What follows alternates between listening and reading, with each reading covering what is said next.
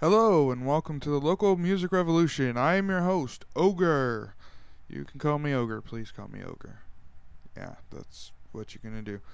Thank you for downloading, subscribing, commenting, and all of your support. At current time, I am recording this intro for the very first podcast, and everybody has been extremely supportive of this project. So, from me to every single one of you, thank you very much. You guys are amazing. Today, will be talking to local rock and roll band out of Fresno, California called HeavyFoot. And in the course of this interview, we will talk about their studio recording of their next album, guest keyboardist. Exclusively here, they decided to mention the name of their new album, which thank you guys. Very, very honored for you guys to do that. We also talk about Mike Portnoy. We talk about our wives and custom basses. And of course, we hit on the band, what they're doing, what their goals are, and what we'll see from them. Thankfully, in a couple weeks here pretty soon. So we have a great show for you, and these guys are amazing, and they were really fun to talk to, especially being the first interview that I did. Really put me at ease and made me want to do this even more. Again, I want to thank HeavyFoot, Larry and Sid. You guys are awesome. Thank you very much for being here. Before we get started, I would like to introduce myself properly because I have yet to do so. I've been playing music since I was 3 years old. The drums are my first love. Always have been, always will. I've played in local bands for years around the Tulare, the Fresno, Visalia area of California. My last functional band was in 2012, and it was a Viking metal band, similar to Amon Amarth. One of my brothers, he wanted to do that kind of thing, and he asked me to play the drums, so I said yes. Sadly, there was only one show under that band, so after that, I decided to build a recording studio and start working on music because I wanted to have it as part of what I was doing. I had relied on a lot of people to do a lot of things, and it just didn't work. So I thought, I can do this myself. So I've been teaching myself guitar slowly. I've also been teaching myself bass and recording and mixing and everything. That brings me to this podcast. The idea behind it is very simple. I really enjoy talking about music. I love hearing other people's opinions, and as you'll see, we hit on things that both me and the guys actually got excited and kind of went off on, and it's just really fun to talk to other musicians or other artists because it's a common ground. You're creating something. It's part of you, and you get to know somebody better in that. So I love to be able to do that. It's awesome because by putting this out and me promoting myself separately, I can help these bands, cross fans and get to people that would have never heard of them and really enjoy them. So it's great. I mean, for this episode, HeavyFoot, I had never heard of HeavyFoot before they were mentioned to me. So it was a great experience, and I really, really dig what the guys are doing. So it's a win for everybody because they gained a new fan in me, and I gained a new band that I really enjoy. Last thing I want to talk about before we get this interview started is the name of this podcast.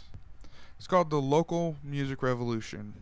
Granted, it's not going to be strictly music because I have friends that do film, and I've found some really, really interesting businesses and artists and people with different ideas and different ways of doing things, and I really enjoy that, so I'm going to have that on the show. Predominantly, it is music, though. The reason being is because I believe that a music scene is only as strong as the people who don't talk crap about it and are proactive. A lot of people here in the Central Valley complain that there's not a lot of action for the bands. There's not a lot of things that they can do. So I truly believe if we stop griping about it and actually did something about it and, tried to make action ourselves, things would happen. We need to join together, the bands, the fans, the promoters, the artists, anybody that's going to these shows just needs to band together and do it. I mean, you can have a great show in a backyard. You can have a great show in a basement of a skateboard shop. I've done it. Coughed up black stuff for 3 days, but I've done it, and it was great. that's how I met some of my best friends, is just going in there and doing it, and I wouldn't change it for the world. So that's why I named it the Local Music Revolution, and I really hope you guys enjoy this. Let's start it now, man.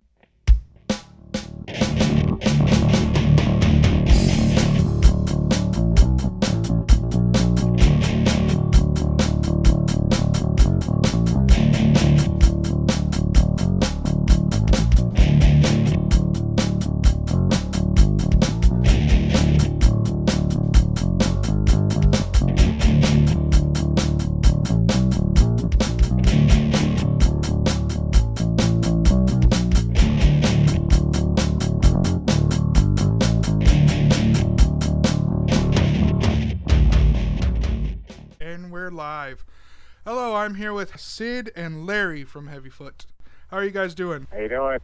Hey, what's going on, man? Doing great, doing great. Yeah, so firstly, I want to ask the other two members, can you talk about them for a second? Well, our guitar player is Tim Collins, a.k.a. TC Collins, and he's been with the core. The core band was actually Tres Hombres, and we got together back in 2001. And there's been a couple incarnations of Tres Hombres, but the most recent one was in 2001.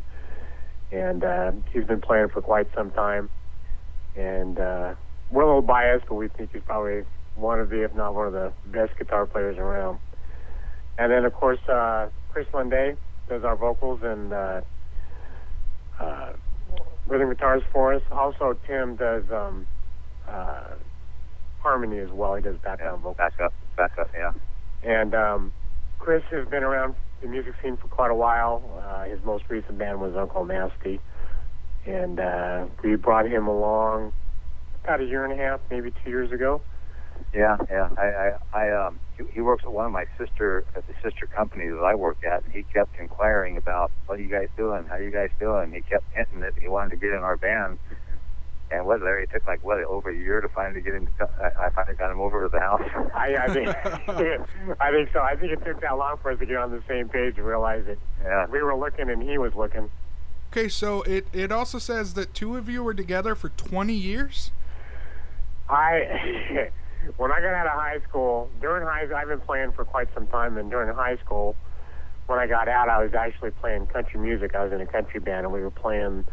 There was a little circuit up in the mountains. We were doing three gigs out of the month, so we were pretty busy. But I was getting burned out. I was kind of done with it. Plus, I was under 21, so that was just. They were getting a little bit nervous about it, and that was fine with me. So. Yeah. I actually answered an ad in the Fresno Bee for Musicians Wanted, and I met Sid. Yeah. Really, and that's the way the history goes. Well, it was my heavy metal band back in the '80s, Still Great. Oh, heavy metal, nice. Yeah, and when me and Gary, the founders, we were learning how to play our instruments and putting stuff together, and Larry happened to come along, and he was the drummer, so I've known Larry for a long, long time. And I worked with Tim at a place in Fresno, and we were talking about getting the band together, and that's what he was talking about, Tres Hombres. We go a little bit even farther back than with Larry. So I've been playing with Tim for probably about 18 years. It says that you guys are in the studio right now. Are you wrapping that up? How's that going? It's going great. I mean, we're fortunate enough to be able to record with Peter Wolf at Wolf Sound Studios, so we're real excited about that. We've been in since January. And as a matter of fact, there is a keyboard player from Poland who is in a band called Boogie Boys. And they've toured basically all over Europe. They're very, very well known over there. They've won a bunch of awards, a bunch of recognition for what they do. And he happened to be in town. And Peter had, we'd kind of thought about maybe adding a couple keyboard tracks here and there.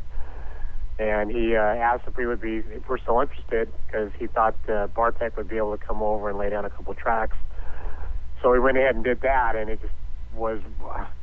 I had kind of high expectations, but I sold it way short. Total professional.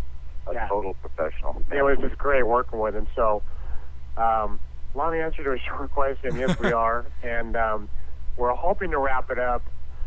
We've got the drum tracks down, the guitars, Tim's part's pretty much well done.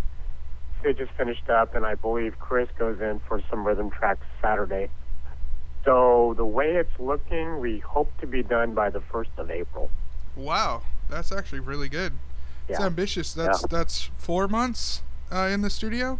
More or less, about 3.5. But it's a full. There's 9 tracks, and it's all originals. And the hardest part now is waiting to drop it. We're real proud of it. We've worked real hard on it. There's a couple tracks out there floating around that we've played live. We've gotten some pretty good response, so we're real excited to get it out there. All right, so Larry, can I ask you a personal question? I'm a drummer, so I have to ask this. How do you prep to record? Because to me, the click track was also always intimidating, and it wasn't until I actually sat down and told myself I would learn how to do it that I actually got it.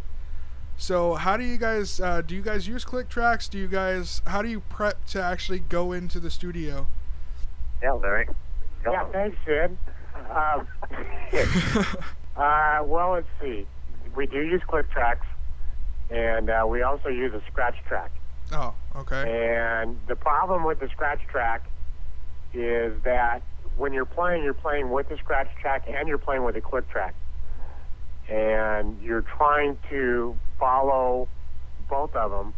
When you're laying down a scratch track, that's exactly what it is. It's a scratch track. It's just a basic guide to follow. And it's never 100% on right to the click track, no matter, that's not anything against anybody. That's just the nature of the beast. So when you're playing, it gets kind of loud, and a lot of times it's easy to lose track of the scratch track, so you got to focus on your click track. Scratch track pretty much will cues you as to where your breaks are, where you're at in the song, where you start, finish, that kind of thing. To be honest with you, what really helped me is I have an electronic drum set. Yeah, same here. And I tell you what, if you guys are out there and want to get used to using the click track, there's no better way to do it than practicing with the electronic drum set. It's phenomenal. I actually bought a $1,000 drum set from Guitar Center, the electric drum set, and it has those MIDI songs that you play to.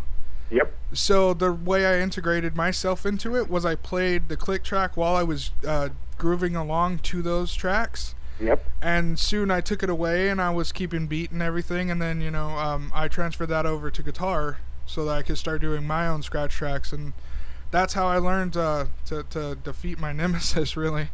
Oh, it's a great tool. I had a metronome that I used to plug into my ear when I was playing, and you have to really crank it up. A lot of those things, the portable ones are not real loud. You can get a nice-based one that you're going to pay money for, but the benefit to the brains of the electric drums is not only can you use a click track, you can adjust the tempo, but you can also plug in an iPod or a MP3 player, and of course those guys play along with click tracks as well. So even though you may not, say you want to play with a song, in a sense you're playing with the click track because they do that as well. So it's just a great tool to use. It's really helped me a lot. Hey Larry, what's an iPod? Same person who invented the 8-track tape, I think. Sid, I'm actually, like I said, I'm a drummer by trade. First love. It's always be a part of me. But I found with recording everything else that the bass is my favorite thing to record. How do you go about writing it? How do you go about recording it, getting your tones, anything like that? Well, it was kind of funny because I went in the studio, and I always think I have a good sound. And Peter has a great music ear. His tone is beautiful. And he was trying to adjust my sound, kind of make me sound higher and get a little bit more power. And I had my bass turned all the way to the low bass instead of up to the high. And man, once he did that, my bass was popping. It sounded great. It's just little things like that. And I get so satisfied in some of the stuff that I do that I'll play it forever until someone tells me something better. and his advice was great. And I went in there knowing the songs pretty well. And one thing about recording is, like Larry was saying, you know, little things change as far as the tempo, as far as the metronome going, and you kind of listen to all that stuff, and then he tells you little things that you need to do. Why don't you run this, put this in here and stuff, and sometimes just those little bitty things can really, really screw you up, whereas you just start getting so frustrated, you know. Yeah, I had no problem with it, Sid. What are you talking about? But I'm telling you, my section, Saturday I went in Saturday and I put down 5 tracks, and it was a little frustrating, and Sunday I was a little apprehensive, but I went in Sunday and it was just easy as pie on Sunday, and I'm just totally satisfied with what I've done. That's actually really good to hear. It's sometimes I found that I get overly critical of myself in the studio, so it's really nice to hear somebody actually, you know, knows how to do it properly and can make really good sounds come out of it. You can get frustrated easy, let me tell you. Absolutely. Yeah. So, where is the studio located? You said it was Wolf Studio? It's Wolf Sound Studio, and it's right off of the Tower District. It's kind of funny. There's like 3 or 4 or 5 different studios. We've recorded at another studio, which isn't very far from there. But this particular studio, the Tower District in this town is pretty much where all the hub is. I mean, a lot of the recording studios are there. A lot of the obviously the venues are there. Pete is real well known in around as far as recording studios. He's a connoisseur, and there's a sound that he wants, there's a sound that he expects, and he kind of raises the level, he raises the bar, and he gets the best out of you, and he just knows how to do it. He's been doing it for that long. It's kind of neat because the mixing board that he has actually is one from a Black Sabbath session. And yeah, it's pretty neat. He's got a bunch of different things like that. He's spent a lot of time assembling the equipment that he uses, and to watch him work is just amazing. But he's worked with, he's worked with some big names. He's worked with, I believe, one of the members of Supertramp came in. A lot of local bands. I know multiple party band, John Clifton. He's recording a record with him right now. Yeah. So yeah, if any of the musicians, if you drop the name of Peter Holt, they know exactly who he is. Can you tell me about the song Get Up? Sid? Get Up is one that Chris wrote. Chris has written a big majority of the songs, and he's just presented them to the band acoustically. And I think Get Up, Larry, isn't that about telling a girl just to get up and get out? Pretty much. I really think that's what it is. Yeah. Oh, that's a great song. Yeah. Well, there's a couple songs on the CD that probably need to be heard before they're explained. Yeah. We all kind of have a right sense of humor, I guess, but the writing process for us, it's really neat because everything. I mean, Sid's right. Chris usually comes up with a riff, or Tim will come up with a riff. And I mean, there's been songs created with just a little riff, and we all add our own thing to it. We work on it. We work really, really well together, which we're real proud of. I mean, there's just a chemistry between all of us when we get together. Everybody adds their own little nuance to it, and fortunately for us, it's resulting in a kind of unique sound. And I think if you listen to the EP that we released, Lift, and then you hear the new CD, which I can announce the name of it too, by the way. We haven't really announced it, so I wanted to use this opportunity and your show to announce that. Yeah, you did. The name, that's right, the name of the new CD will be No Waiting on Tomorrow. Nice. By HeavyFoot, and that is a song that we're real proud of. Sid, matter of fact, wrote the lyrics to that song. Yeah, that's the one. That's my one and only. That's it, and it was so good we had to name the CD after it. In fact, that's one of the 3 tracks that Bartek helped us out with the keyboard. with the keyboards on. But so that's extra special now. Absolutely. So, but back to the point, if you listen to the new CD and then the other CD, you can kind of there's kind of a sound that we've been able to develop, and like I said, we're pretty proud of it. All right, this is Get Up by HeavyFoot.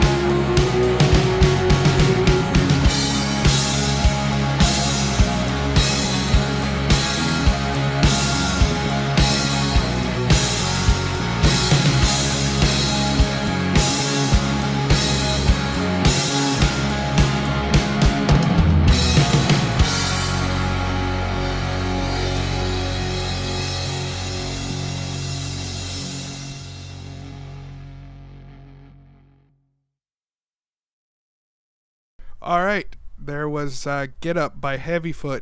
And now I would like to ask you guys, live situation, what's that like for the near future? Do you wait until the end of the studio sessions, or how's that working? Well, we're kind of doing a little bit of both. We have a big show on April 25th, so everybody come out. We're actually opening up for Gamma. And Baby Patterson. Oh, nice. Yeah, he's been the vocalist, and he's doing a show in the Tower, and we're fortunate enough to be able to open up for him. So we're really excited about that. In the meantime, we actually have a couple acoustic shows. We do quite a few of those, actually. We've been on a couple local television shows playing acoustic. actually March 14th and March 15th we'll be playing at Sierra Vista Mall. Oh, nice. And Saturday we'll be on from, I believe, approximately 10 till 5 until 20 after 5. We'll do a 30-minute set. And then the following Sunday we'll be there from 20 till 3 till 10 after. I know that's kind of odd time. 2:40, yeah. 2:40 to 3:10. Yeah. But it's my understanding is it's a fundraiser benefiting the Ronald McDonald House, so we were more than honored to be able to be a part of that. That's amazing. Speaking of that, you guys do the fundraising for nonprofit organizations. I believe there's a list here. ACT of women and girls, kind of. ACT actually is an animal compassion team, and it's a no-kill animal shelter. And we're all animal lovers. We all have pets, and they're family to us. So anytime that we can do anything at all to benefit that, we're more than glad to do it. Every year they have a benefit out of the private residence. In fact, they should be. I think due to our schedule, we're not going to be able to do it this year, but they have a dinner and a raffle and all that, and so we usually provide the entertainment. We've done that for about the past, 3 or 4 years? Yeah, and it's a beautiful event. They go all out, have the auction, really good food. They have a bar, and the last couple of years they've had great entertainment. Oh, I would have to say that. I think that's made the evening. But we've done a couple veterans benefits. Like I said, the Ronald McDonald House coming up benefit. If we're all over that. I mean, it's a blessing for us to be able to play, and we're real fortunate.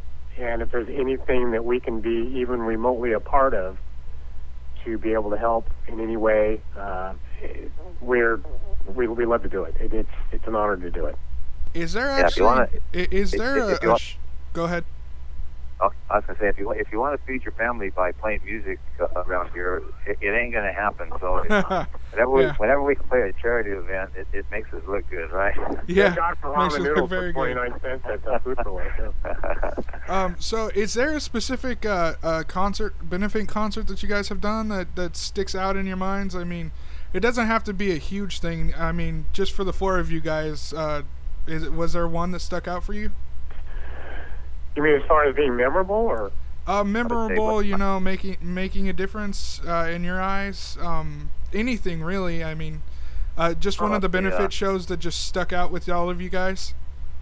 The benefit shows? I don't know about too many of those that stuck out.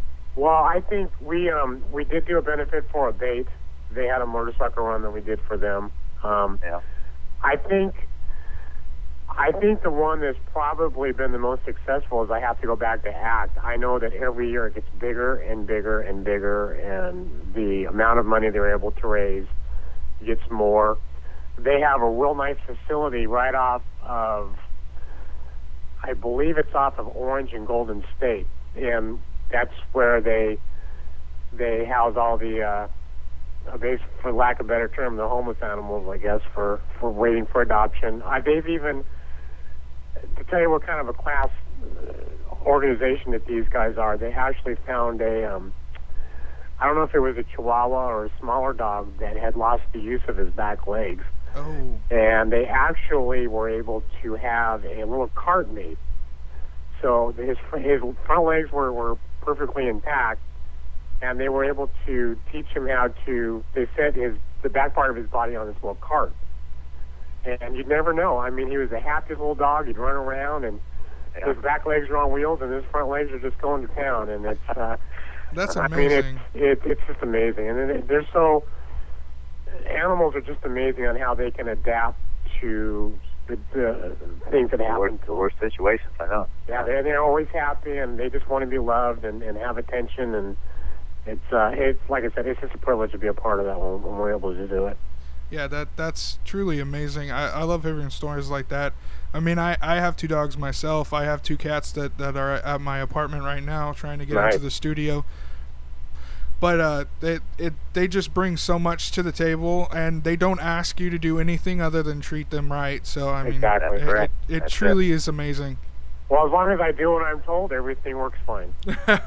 Yeah, no kidding, right? All right, so back to the music. You guys, you said you have the new CD out and everything, 9 tracks. Can you, by chance, list the names of the songs? I mean, maybe give like a rundown of what the song means to who wrote it. As far as who wrote it, I think it was all of us kind of had a part in it. I know that No Waiting on Tomorrow, Sid did the lyrics. I think Sid and Chris do a lot of the lyric writing. Yeah. Tim does too, but I think those guys handle the bulk of it, right? A lot of what happened on this one, the first CD, Chris came to the table with a lot of lyrics that he already had, a lot of chord progressions. And this one we kind of went in the band room and we'd be playing some copies and stuff, and all of a sudden we'd come up with a riff. Tim would come up with some riff over in the corner, and we'd go, wow, that sounds pretty good. And we'd build on that, and then Chris would throw some vocals on top of it and words, and before you know it, we'd record it real quick before we go home so we wouldn't forget it. And that's pretty much how a lot of them developed. Exactly. That's really the way most songs should be written. I mean, everybody have a say in it. And do you guys jam? Just go to your band space and just start playing just anything that comes to mind? Well, that's what we like to do. Unfortunately, it's been business lately. We're preparing for a show, or that's right, or buckling down and getting things done for going into the recording studio. Right now, our practices are focused around the acoustic shows. If I can add one more, April 18th we'll be appearing at the Lounge in downtown Clovis, which I believe is in DeChico's. And we'll be doing an hour acoustic set at 7 o'clock. So that will be the week before the Tower show. But as far as the names to the songs on No Waiting on Tomorrow, obviously No Waiting on Tomorrow, Damage is Done. I think Damage is Done is probably going to be I don't know, it sounds like that's going to be the one that's going to come out first. That's going to be the commercial song. It's going to be the commercial song. There's a song called Lust, Other Side of Me, Slow Woman. My favorite, Daddy Needs to Hunt. And we can all guess what that one is. Daddy Needs to Hunt. It ain't deer. If you're listening to that title and you're thinking, no, it can't be, yes, it can be, and yes, it is. So, that's amazing. No, I was going to say we did an acoustic song featuring Chris on Lift, and that was The Old Soul, which I think you're going to play here in a little bit. What we did, we love that song, and we decided that we wanted to make an electric version of it. Real bluesy, real soulful. That's also going to be on the record. I think I said Can't. There's a song also called Can't Get Right, which is another song that... Blues, total blues. Total blues, and that's another one that Bartek lended a keyboard track, and then the name of the other acoustic one that Need Your Love. Need Your Love. That's a funny story on that one. We were real happy. The response we got from Old Soul on Lift was pretty overwhelming. So. And Chris has just an amazing voice. I mean, every time, even I hear it, it's tough to focus on what I'm doing, because sometimes I'll just listen to what he's doing, how he sounds. And so we wanted to have another one to focus on. Well, after we were listening to it, we thought, well, that might sound pretty good with some keyboard tracks to it. So it's not really as electric or plugged in as the other songs, but it's a real nice song. So beautiful song. Yeah, that turned out really well. Well, speaking of songs, you sent me another one. It's called Warpaint. Can you give me the rundown on that? Yeah, that's a good one, Larry. Go for it, man. That's a good one. Well, Warpaint is one of the first songs that we wrote as a band, and Chris had the majority of the idea, and we are huge pro-military. I mean, we just were in awe about the sacrifices that our enlisted men and women make for us, so that we're able to we're able to go out and do what we all do. Sitting here talking to you, playing music, all that stuff wouldn't be possible if it wasn't for previous sacrifices, current sacrifices, and future sacrifices that these people make for us. Very true, man. Very true. And it's a little bit of a tribute from us to them, just letting them know how much we appreciate it. I have to tell you, my wife, she will, and every time she sees somebody in uniform, she will walk over to them and give them a hug or shake their hand and just tell them thank you. And I'm fortunate enough to have some personal friends who have served. And let me tell you something: if you guys are out there and you see somebody in fatigue or someone who has served, you don't have to hug them. I'll walk up to them and at least let them know, hey, you know what? Thanks for what you do. It may not seem very much to you, but to them, it's absolutely huge. And to take a minute to do that. It's not a big deal. Yeah, they deserve it. I mean, big deal to you. It takes 2 seconds, but they don't forget stuff like that, and it's heartfelt. I mean, we really mean it. So that's kind of the basis for working. If you go to our website, right there, that video you did. There's a video. There's a couple performances. One of them is live, and then one of them is actually a produced video that we kind of put together. So if you get a chance to look at it, it kind of explains the. It's all about the military. Absolutely. I will do that. I mean, they really deserve all our respect. I mean, it takes a special kind of person to be in that kind of element and way of life. I mean, I will be the first person to tell you I would suck at that. I mean, I can't really even imagine to do that. So, you know, they have my utmost respect. And on that front, we will play Warpaint right now.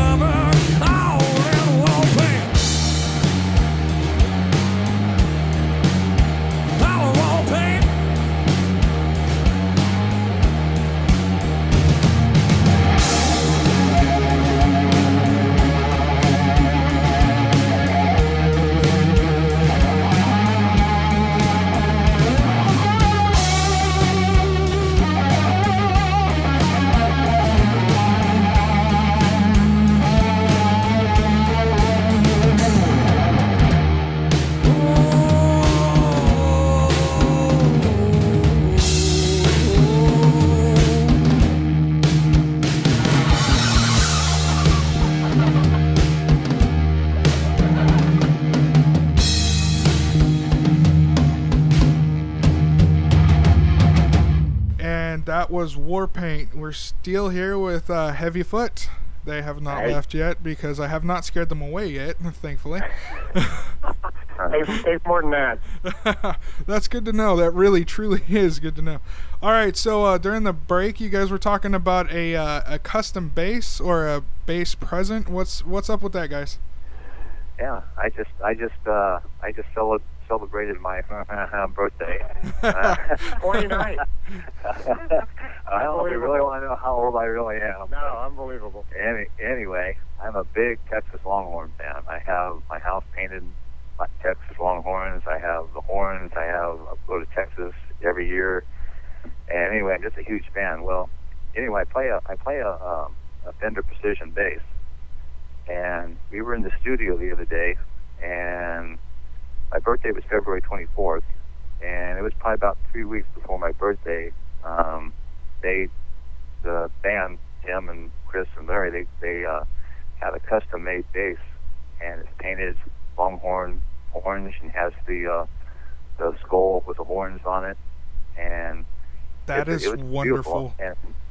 Yeah, they gave it to me. They gave it to me in the studio because they were like a bunch of little kids. They got it for me. They couldn't wait for my birthday, so they had to give it to me early. But I hung into that thing for 2 weeks, and it's killing me every day. I just wanted to have them. That is incredible, man. That's so cool of you guys. Yeah, it was one of the most unexpected gifts I've ever gotten. It was fantastic. So it was a custom build, or what was that? It was a guy. There was a guy in Hanford. What was his name? Larry. Death by Shred Guitars. Death by Shred. Guy's name is Chris. And hey, if you ever, we'll shout out to Chris. If you guys need something done like that, it's because when we first had talked about it, actually, Chris, I would like to take credit, but Chris is the one that came up with the idea of coming up with a bass that was painted like Texas Longhorns. And I thought, oh, that's a great idea. So we started looking around, and a lot of the places were out of town, and I happened to kind of make an announcement, hey, if there's anybody who knows anybody who does custom paint work on a guitar, and this guy, actually his wife is the one that responded, and they dropped the fact that not only do they do custom paint, they actually build them from the ground up. Oh, that's great. Anything that you want. So I said, absolutely. So they did. There's my fan club right there. Yeah, there you go. So what they did was, you tell them what you want, and they make, 100% custom from the ground up. It's an amazing bass. He did a great job. And Andrew, and the thing that even topped it off even more was when I had my birthday party, and I had a bunch of my bands there playing and stuff. And my brother owns a music store in Selma. He came up with the idea of, he got me a hard case for it, and had one of our family friends paint the Longhorn logo and hook 'em horns on the actual case too. So it's a complete I don't want to say a complete combination. Let me guess, you had a huge smile on your face for about 3 weeks after, maybe? Oh yeah, you can probably see my smile from where you're at right now. He's still smiling. Hey man, instruments for musicians, that right there it's one of the greatest gifts. My wife, for a wedding present, got me a signature Dimebag Darrell ML. Oh, how cool is that? Yeah, it's amazing. And then for Christmas this past year, she got me an ML. It's not a signature, it's just a regular ML. And she's like, you go and you customize it the way you want. This is your custom guitar. I was like, oh my goodness. Wow. Okay, the question is, Andrew, though, what'd you get her? I can't tell you that. Andrew. Yeah. To say that, if you saw Larry's drum set that's in the band room, he has to mark it to be able to take it apart and to reassemble it. But anyway. Well, it sounded like a good idea at the time, but now it's just... For the drummer that has everything, what can you buy him that he doesn't have? So Larry, tell him what your wife bought you. Uh-oh. This has to be bad or extremely good. But it had a purpose. It's actually featured in one of the songs, so it was... Yes, it is. She actually bought me a gong. Oh, that's one of the things I don't have. I have had more comments about that gong than anything else. You don't even have to touch it. You just sit up there and look at it, and it looks. Yeah. If it actually makes me look like I know what I'm doing. Okay, And Larry, on that subject, serves I the have to ask you one question, Larry. Yes, sir. What kind of cymbals do you use? I am a Sabian person. There you go. You've just become my new best I'll friend. say. Is there another symbol? I'm not aware of them. No, I've honestly, for the last 10 years, I've used the B8 series and the XS series. I mean, I'm kind of poor here, but Hey, let me I've tell you something. They came out. Jump a little sidetrack here. I know drummers, guitar players will say hurry up, but drummers will fix it. Go ahead. Go ahead. What Sabian has done is they've taken, and it's killing me because I can't remember the name of the series, but if you look it up, you can find it. What Sabian is doing is they're taking symbols that they've given to artists, the double A's, double AXs, their top of the line symbols. When they get them back, they are retooling them and reforming them, Ooh. and they've turned around and they're reselling them. Oh, And they're under a specific line, and they're no more expensive than a B8 or a B8 Pro. If you have an angry woman at your doorstep, that's my wife, and you just screwed it all up, man. And my name is Sid, so if there's anything, no, just tell her. Say, now look, honey, this is how much this would have been if there was a double A. But look how much I saved. That's how it's all in presentation, Andrew. Yeah. I know, How you but she bought me bass traps one year for my studio. I mean, they're $44 a piece. This woman is incredible. Like, she actually told me to stop being a bitch about it and to build a studio. Hey, you know what? I think you have a keeper on your hands there. Oh, That's it. that is why I married her. I'm not go. gonna lie. She keeps There me you in go. check, and she'll tell me if I'm just coasting in my music. She is a very, very big keeper. I love her to death. You know what's so funny you say that, Andrew? We'll do a song. We'll have an idea. Usually what will happen is if we have an idea, we'll start to kind of develop it. We'll usually lay down. Sid has a 4-track recorder in the practice room, so we'll to make sure that we don't forget because there's always an idea that we're coming up with. So we have even though we're done with the CD, we probably have enough material for at least 2 more CDs that we haven't even developed yet. But what will happen is we'll record it, we'll burn it to CD, and then I'll bring it home. And the first thing I hear is, did Sherry like it? Did Sherry like it? What did she think of it? Did Sherry like it? So then I have to call and give them the review of how it went. Well, and God love her, she's honest. I mean, if she holds nothing back. If it sounds good, she'll tell you. If it doesn't sound good, unfortunately, she'll tell you that too. You really need that as a musician. I mean, you can get full of yourself and just want that to sound good. But if it doesn't, it doesn't, and I've slowly been learning that, thanks to my you're wife. right. That's the kind of yeah. Go ahead. So, yeah, I was going to say, so many times, all musicians think that their originals sound great, and then all of a sudden you start playing for people, and sometimes it really surprises you that you don't get the response that you thought you were going to get. Yeah. And it's always nice when someone will finally, when someone does give you the truth, hey, you need more drums here, you need, a keyboard might be good here, Right. and they give you, and some of these people, they give you some really, really good feedback that you didn't even think of. Yeah, exactly. Yeah, it's amazing to have that, especially when you're so close to it. You have to walk away, and just having fresh eyes. I mean, I don't know if you guys work alone when you're writing your riffs to bring into the studio or the practice space. But for me, I work alone on my music, and it gets lonely, it gets tiresome, frustrating, and it's really good to have that person to go, okay, this is what you need to do. You need to take a step back, maybe, just give an alternative opinion. Well, that's one of the reasons why we wanted to deal with Peter, because we knew Peter has a reputation, and we knew exactly what we were going to get when we went into the studio. But just like you alluded to, that's exactly what we wanted. I mean, yeah, you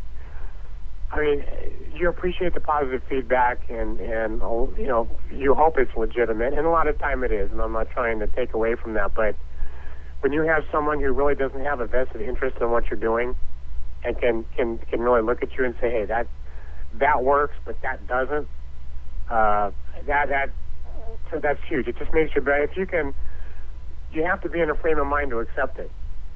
And if you can accept it and take it for what it is, and know that it's you'll benefit from it, then it's a huge tool to make you a better band, a better musician, a better artist, a better writer. Yeah, it helps so very much. Yep. You can't get all butthurt over it, or else you got no business doing it. Yeah, you have to have an ego trip. You have to have that criticism to get better. I mean, nobody ever got better by being told they're great. They just start coasting. I mean, I have. Oh, well, good for you, sir. That's amazing. Well, he's never. I'm amazed every day working with it. I can tell you that. It's those little things. It's those tiny things you can do on a phrase that make the songs great, man. Oh, it is. It's. We'll finish something, and even at the last minute, Tim will say, "Hey, why don't we?" I've been working on it. Between the times that we're in practice, we'll write the song. We'll come back to it a couple of days, a week later, and Tim will say, "Hey, Tim is notorious. Tim is notorious for saying, 'I've been thinking,' and the minute he says, "I've been thinking," we all kind of like put up our antenna. But the man comes up with some very, very good ideas. He absolutely has does. Good chords. He has good rhythms. He has harmonies for the songs. He's a big part of our band, a very big part of our band. Absolutely. Yeah, that's always good to have in your bands. I mean, the person that works tirelessly, but also, I mean, do you guys divvy out everything that you guys need to do? I mean, I know a few bands that do guerrilla promotion goes to one guy, online promotion, managing shows, things like that. How do you guys work on that? How do we do that, Larry? Well, it's funny you ask. Actually, I kind of end up doing all of it. The shows, we all kind of, Chris knows a lot of people, Sid knows a lot of people. We all know a lot of people in being involved in it for so long. As far as the social pages and stuff, I'm the one that does all of it. When you're getting a response from HeavyFoot, when you're posting on HeavyFoot, when you get a response from HeavyFoot, that's basically me. And a lot of that, it's just, unfortunately or fortunately, I have a little more computer experience than the rest of them do. But I would still have 8 tracks if they were available. Yeah. Usually, if I get a call from 9 o'clock at night from Sid, I know exactly what the problem is. It's either there's a button that he shouldn't have pushed. There's a warning screen that's come up. There's something that's like that's been going on. I'll tell you this much, man. Larry, I completely understand where you're coming from. The bands I was in, I was doing all the promotion, everything like that. It wasn't until one of my last few bands that I stepped back and told them to do all of it, and we only played one show.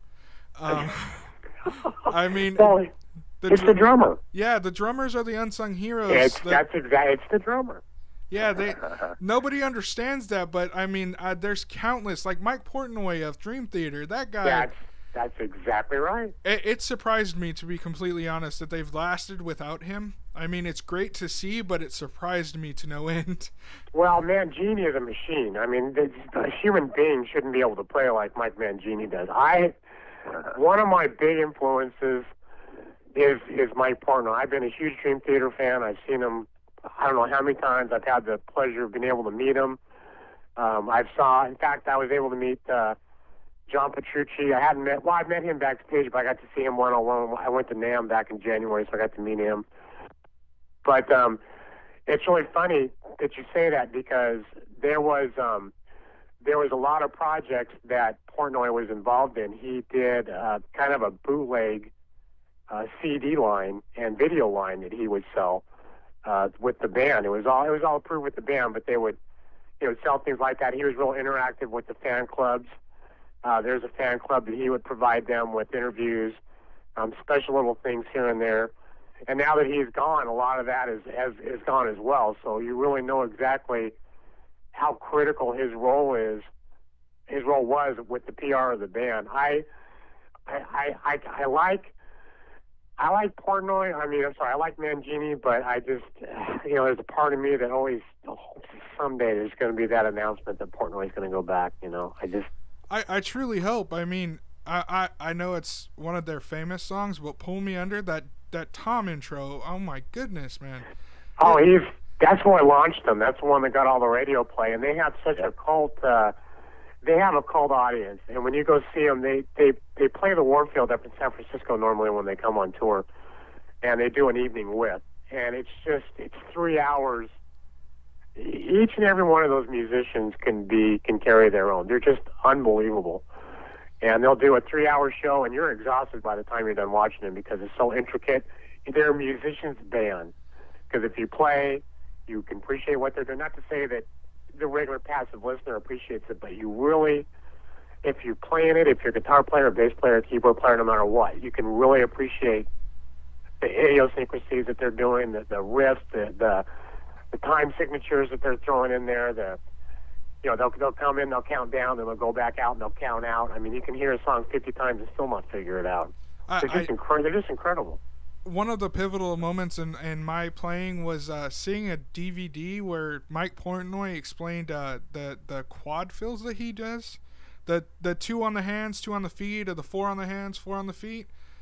It wasn't until then that I actually learned how to use the toms properly.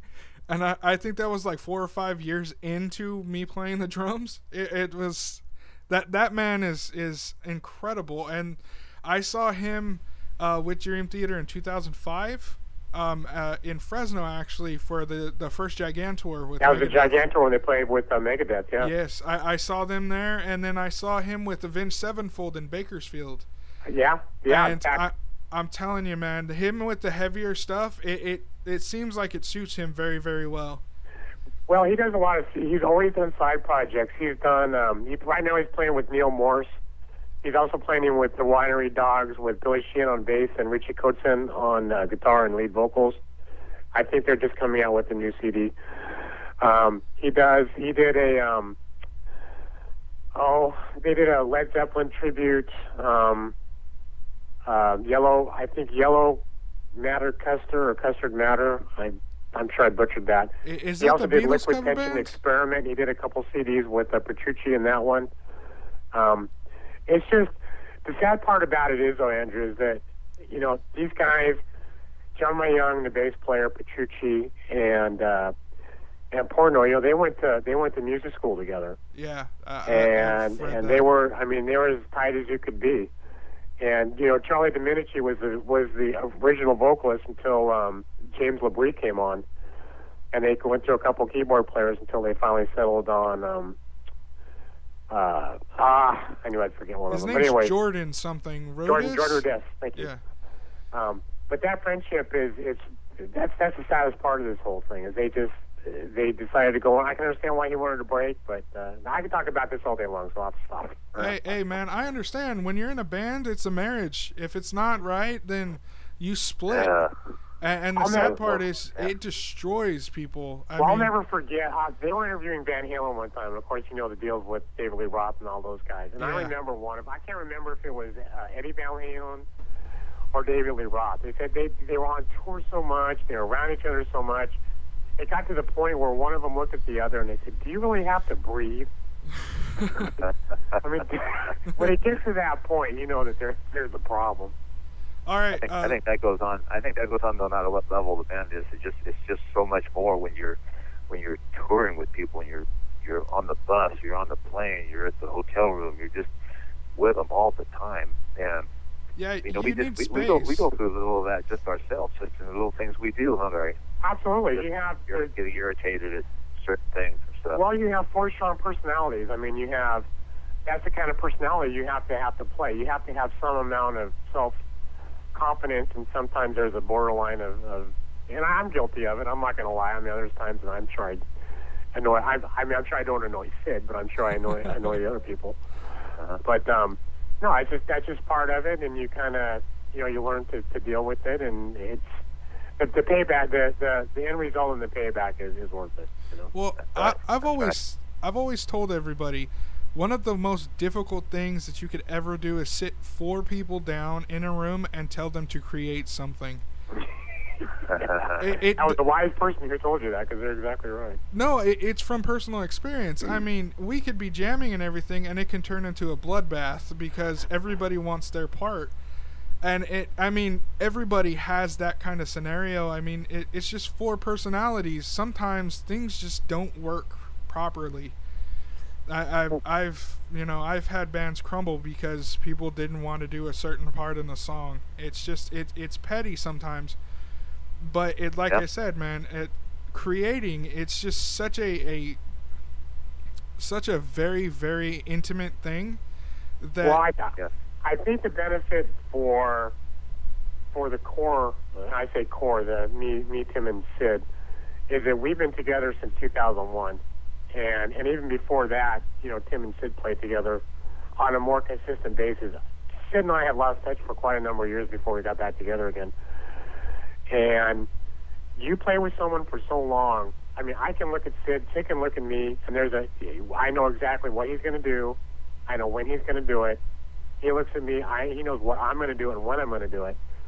And when you get to that point, when there's that unspoken communication that you have, that's a huge plus. I mean, I feel more comfortable playing with Sid and actually the other guys in the entire band than I've had. I play with a bunch of different bands, and I feel at home, comfortable, just at ease playing with these guys than anybody else. Wow, Larry. Did you record that? Did you record that interview? I did actually. I was just going to ask if it was True Love. I remember when you got a custom bass for your 49th birthday. Yeah, you're right. Okay. And that was part 1 of HeavyFoot. I am cutting the interview here because the original was an hour and 47 minutes long with everything, and that is really long and too big of a file to upload onto my Bandcamp. So I am cutting this into 2 parts, and that is awesome because HeavyFoot has 2 podcasts under their belt, at least under my local music revolution now. Good job, guys. You didn't even have to try that hard. Awesome. Congratulations. Part 2 is being uploaded with this interview as the inaugural series for the local music revolution. Download part 2 of this episode and all of the other episodes that I have released so far. You can do that and keep up with me by commenting, rating, subscribing, and adding the Local Music Revolution at thelocalmusicrevolution.bandcamp.com, facebook.com/thelocalmusicrevolution, and if you want to be booked on the show because you have a great skill, such as drums, or painting, or drawing, or making people act in a certain way, you can contact me at thelocalmusicrevolution@gmail.com, and we can work on getting you onto the show. Remember that I do answer all of the comments, the emails, and the messages. Thank you, everyone, for your support in this great, amazing, really fun endeavor that I've taken. Until next time, I am Ogre. This is the Local Music Revolution. Be good, everyone.